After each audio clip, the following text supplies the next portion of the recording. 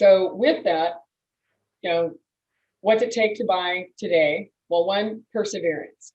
What we've seen with some clients is that they've come into the market, they've gotten discouraged, and then they've stepped out of it, only to come back stepping into it going, oh my gosh, the prices went up, or oh my gosh, the interest rates changed. Sometimes that's for the better, sometimes that's for the worse on interest rates.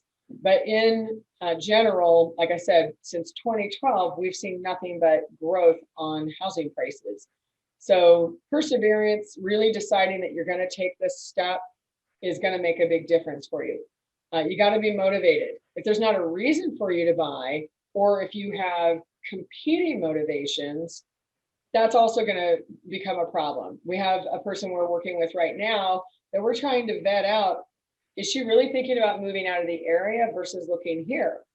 Because it's going to be two very different things if she decides to go elsewhere. And we want to help her no matter what, whether it's helping her make that decision or in finding somebody for her in that other marketplace who can give her the same quality of service that we provide.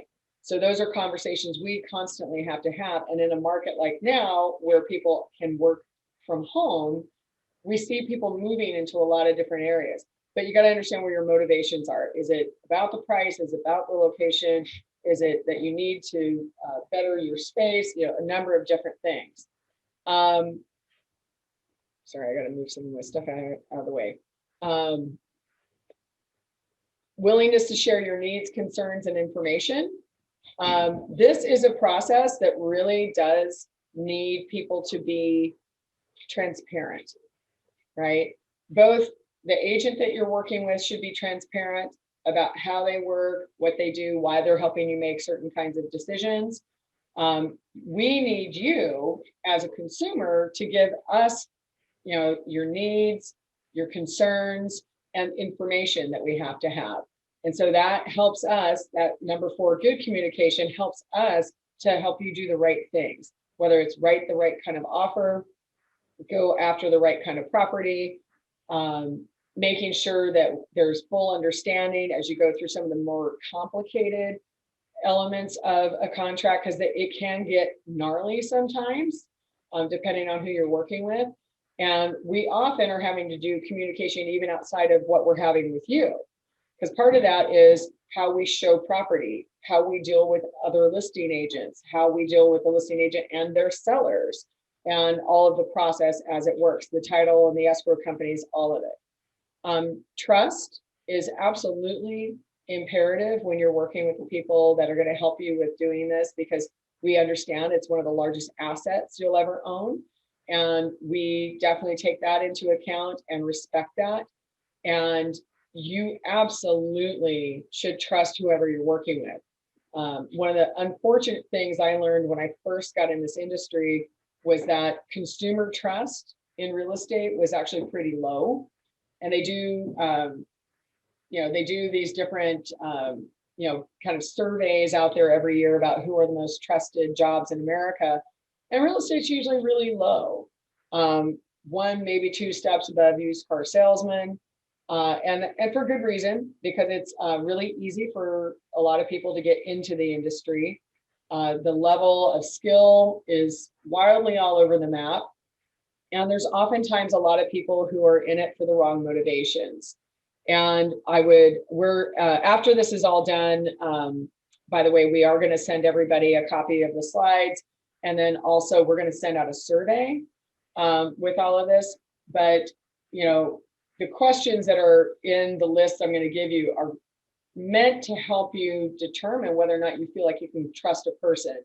Because in my industry, a whole lot of people watch things like HGTV and decide, oh, that looks like fun, and they jump into it. Or the bigger motivation that happens all the time is that people watch things like $1 Million Listing and think they're going to make a ton of money. And so they jump into this industry with money as their first motivation. And you really should be looking for people who are willing to give you education, good advice, and guidance, and who really understand everything around how the business works, no matter what part of the country that you're in, because it's the same from state to state in terms of the qualities that you're looking for, but the laws might be slightly different, the contracts might be slightly different, but overall, it's generally the same. And you really need to have that trustworthiness with the person that you're working with. I mentioned time already.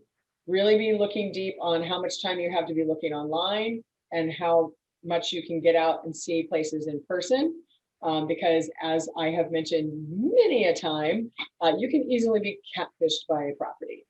Someone can have great photos, or there are some companies out there who are doing little, online staging or little tweaks so that it looks better than it actually is. I was just at one of these houses the other week with one of my clients, and I literally had to ask her at one point, because her parents are helping her buy, I was like, is your dad going to be mad if I help you buy this house? Because it was in that bad a condition. But she fell in love with it because it reminded her of her grandma. I can thankfully say that we did not put an offer in on that place, because I felt like we'd been completely catfished, because we went back and looked at the photos and it definitely looked way better in photos. But yeah, getting out in person is important, and we'll give you some tips along the way about what some of that is. But when we're in a hyper market like this, there are some trends that start to happen. Ability, again, really mostly determined by your financials and the lending process, and then also clarity about all of this and realizing that it's a honing or narrowing down of this process.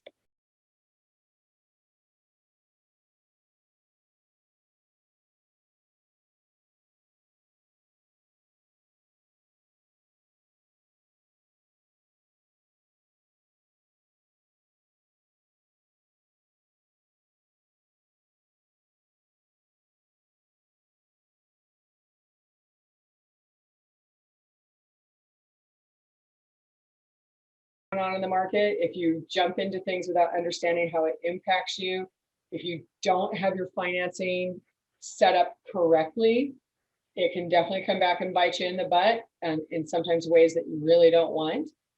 So we're going to start kind of diving into all of these different elements.